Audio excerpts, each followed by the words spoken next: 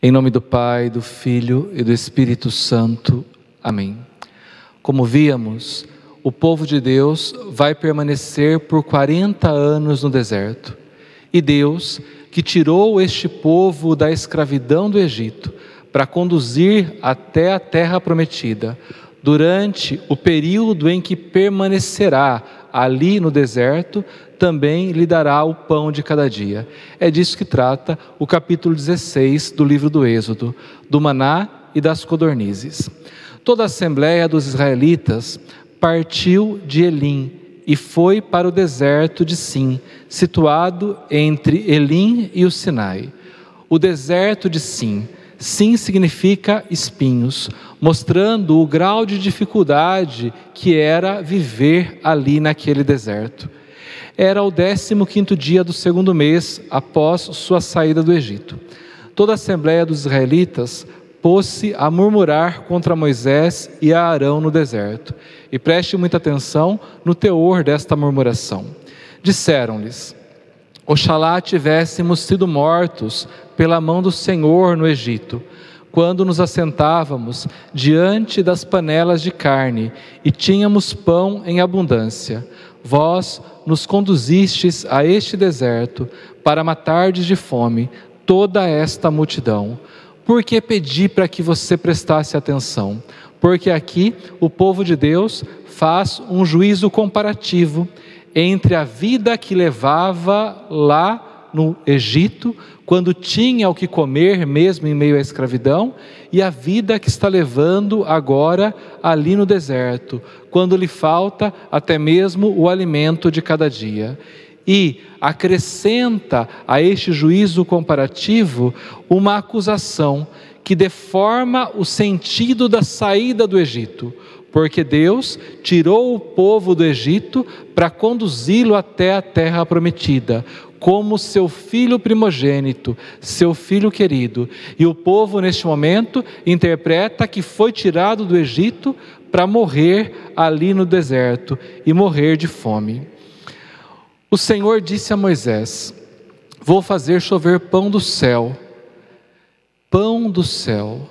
Na verdade, o que se vê aqui é que há um oráculo da parte de Deus em resposta a uma provável súplica de Moisés.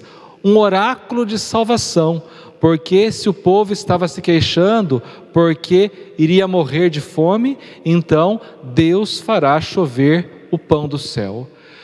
Com o que é identificado este pão do céu aqui? É identificado com as sementes de uma árvore chamada Tamarix manifera, que sob a ação de moscas acaba fazendo com que essas sementes caiam inchadas no chão. Independente de ter essa explicação científica aqui para o que seja o maná que Deus dá a seu povo, é importante o sentido simbólico que ele nos traz. Ou seja, Deus deu de comer ao seu povo, e por 40 anos, enquanto esteve ali no deserto. Vou fazer chover o pão do céu. Sairá o povo e colherá diariamente a porção de cada dia. Eu porei desse modo a prova, para ver se andará ou não segundo as minhas ordens. No 6º dia, quando prepararem o que tiverem ajuntado, haverá o dobro do que colheram naquele dia. O que se vê aqui então é a manifestação extraordinária de Deus em favor do seu povo. Por quê? Porque acompanha o seu povo com o alimento que lhe é necessário durante, como disse, todo o tempo que permanecerá ali no deserto, durante os 40 anos. Este pão, então, na linguagem do autor sagrado, acontece como um orvalho que pela manhã o povo vai e toma como seu alimento, encontrando ali, debaixo do orvalho, as sementes necessárias para produzir o seu pão. O que isso significa então? Se as sementes aparecem ali no chão pela manhã, quer dizer que o povo não cultivou a terra para produzir. Quer dizer que, durante a noite, enquanto o povo repousava, Deus preparou o pão que iria dar para comer ao seu primogênito, mostrando assim os cuidados, o carinho de Deus para com o seu povo. Moisés e Arão disseram a todos os israelitas: esta tarde sabereis que foi o Senhor quem vos tirou do Egito, e amanhã pela manhã vereis a sua glória, porque ele ouviu as vossas murmurações contra ele. Nós, porém, quem somos para que murmureis contra nós? Moisés disse: isso acontecerá quando o Senhor vos der esta tarde carne para comerdes, e amanhã pela manhã pão em abundância, porque ele ouviu as murmurações que proferistes contra ele. Deus responde às murmurações do seu povo com benefícios. Ao contrário de qualquer lógica humana que responderia às murmurações do outro, com murmurações também, ou até com punições, o que nós vemos aqui é Deus respondendo à ingratidão do seu povo com mais benefícios, isto é, a carne das codornizes à tarde para comer e o pão que vem das sementes do maná pela manhã, para que assim Deus manifeste ao seu povo o seu amor e demonstre ao mesmo tempo a validade da saída do povo da escravidão do Egito, mostrando que em tudo está a sua ação em favor do seu povo, ação que manifesta a sua glória. Daí continua o texto dizendo assim: não é contra nós que murmurastes, mas contra o Senhor. Moisés disse a Arão: dize a toda a assembleia dos israelitas: apresentai-vos diante do Senhor, porque ele ouviu vossas murmurações. Enquanto Arão falava a toda a assembleia dos israelitas, olharam para o deserto, e eis que apareceu na nuvem a glória do Senhor. Aqui então, o autor sagrado remete à ideia de uma ação litúrgica. Apareceu a glória do Senhor, como uma nuvem, poderíamos interpretar, como uma nuvem da fumaça do incenso que sobe aos céus, que toma conta do templo quando é acendido o incenso para prestar culto a Deus. A ideia então é uma ideia litúrgica ali do que está acontecendo, até porque Deus se manifesta ao seu povo através da liturgia celebrada por este povo. Então, vemos uma ação litúrgica, embora no contexto ali do deserto, porque Deus, por meio dela, aproxima-se do seu povo. É como se o povo tivesse entrado no templo, e não apenas no templo, no assim chamado Santo dos Santos, onde o incenso era queimado quase que continuamente para que subisse aos céus. E ali aparece a manifestação da glória do Senhor ao seu povo. Aqui então temos como que um momento culminante em que o incenso sobe aos céus, porque Deus se manifesta gloriosamente aos seus. E o Senhor disse a Moisés: ouvi as murmurações dos israelitas. Dize-lhes: esta tarde, antes que escureça, comereis carne, e amanhã de manhã vos fartareis de pão, e sabereis que sou o Senhor, vosso Deus. Moisés então, tal qual o sumo sacerdote, entra no Santo dos Santos, o lugar reservado apenas para esta categoria sacerdotal, e ali tem com Deus, e Deus diz o que vai fazer em favor do seu povo escolhido. À tarde, com efeito, subiram codornizes do horizonte e cobriram o acampamento. E no dia seguinte, pela manhã, havia uma camada de orvalho em torno de todo o acampamento. E tendo evaporado esse orvalho, eis que sobre a superfície do deserto estava uma coisa miúda, granulosa, miúda como a geada sobre a terra. Vendo isso, disseram os filhos de Israel uns aos outros: que é isso? Pois não sabiam o que era. Que é isso? Que é isso? em hebraico, maná. Daí o nome que se deu a este alimento. Moisés disse-lhes: este é o pão que o Senhor vos manda para comer. Eis que vos ordena o Senhor: ajunte cada um o quanto lhe for necessário para comer. Para aqueles que estão em sua tenda, 1 gomor por cabeça, 1 gomor, cerca de 2 litros, segundo o número de pessoas. Assim fizeram os israelitas, ajuntaram uns mais, outros menos. Mas quando se media com o gomor, aconteceu que os que tinham ajuntado muito não tinham demais, e os que tinham ajuntado pouco não lhes faltava. Cada um havia recolhido segundo a sua necessidade, porque trata-se da providência de Deus em favor do seu povo. A providência que é na medida necessária para cada homem e cada mulher pertencente ao povo de Deus. Moisés disse-lhes: ninguém reserve dele para o dia seguinte. Recolhendo apenas o pão de cada dia, o homem exprime a confiança em Deus, a confiança de que Deus lhe dará o pão do amanhã, isto é, que será providente em sua vida. Claro, nós vamos ver ainda, trata-se também de guardar o 7º dia, o dia consagrado ao Senhor, mas há nisso a expressão da confiança que Deus dará o pão de cada dia.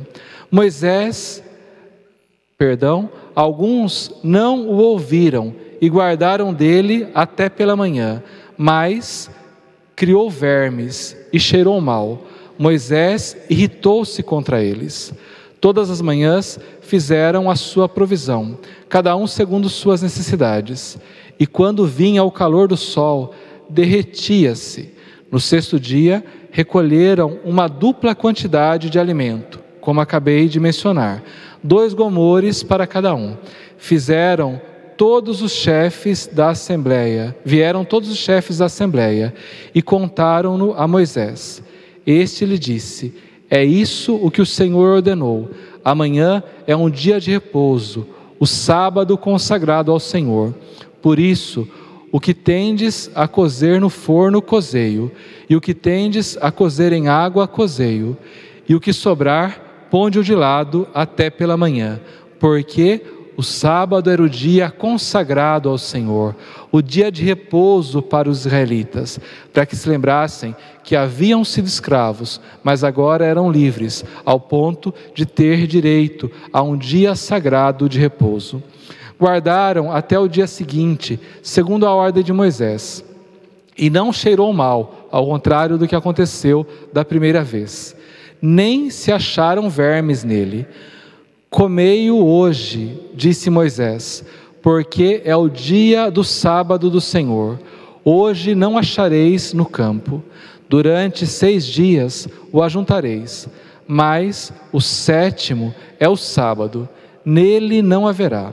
No 7º dia, alguns saíram para fazer sua provisão, mas nada encontraram. Então o Senhor disse a Moisés: até quando vos recusareis a observar meus mandamentos e minhas leis?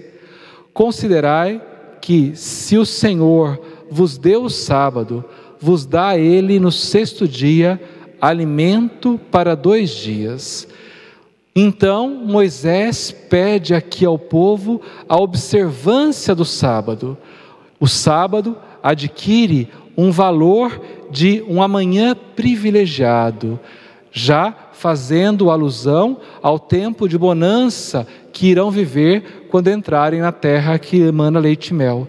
E mais que isso, para nós cristãos, fazendo alusão do dia que não conhece o caso, do dia privilegiado, onde viveremos eternamente com o Senhor, depois de termos passado por essa vida. Então, trata-se aqui de um dia que adquire um valor simbólico, de um amanhã privilegiado, com o qual Deus nutre o seu povo com o pão, sem nem mesmo que precise sair para recolher. Assim, este também é o dia do descanso semanal, de forma que o pão antecipado permite ao povo o seu repouso. Este é o dia que corresponde, então, à petição escatológica que fazemos no Pai Nosso. O pão nosso de cada dia dá-nos hoje. Deus sacia o seu povo com o pão de cada dia, porque Ele é providente. E este povo tem, no dia reservado ao Senhor, tem neste dia que o Senhor quis para si, a alusão de um amanhã privilegiado. Os israelitas deram a esse alimento o nome de maná. Assemelhava-se à semente de coentro. Era branco e tinha o sabor de uma torta de mel. Moisés disse: eis o que ordena ao Senhor, que se encha dele um gomor, para ser conservado para vossas gerações futuras, a fim de que vejam o pão com que vos sustentei no deserto, depois de vos ter tirado do Egito. Um gomor guardado, para que vejam este pão as gerações futuras. Então uma reserva, como que fazendo alusão à reserva eucarística que nós temos, onde, após a comunhão dos fiéis, a reserva é colocada no sacrário, para que lá fique exposta a adoração, como um testemunho para aqueles que vierem visitar o Senhor. E Moisés disse a Arão: toma uma vasilha e põe nela a quantia de um gomor de maná, e deposita-o diante do Senhor, a fim de conservá-lo para vossos descendentes. Arão, segundo a ordem do Senhor a Moisés, depositou-o diante do testemunho, para ser conservado.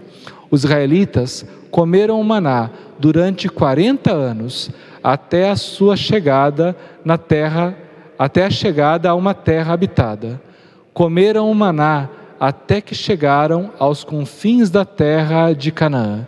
Então, este foi o alimento do deserto, o alimento que o povo teve durante todo o seu tempo de peregrinação, onde aprendeu a depositar toda a sua confiança unicamente em Deus, a ter Deus como seu único valor.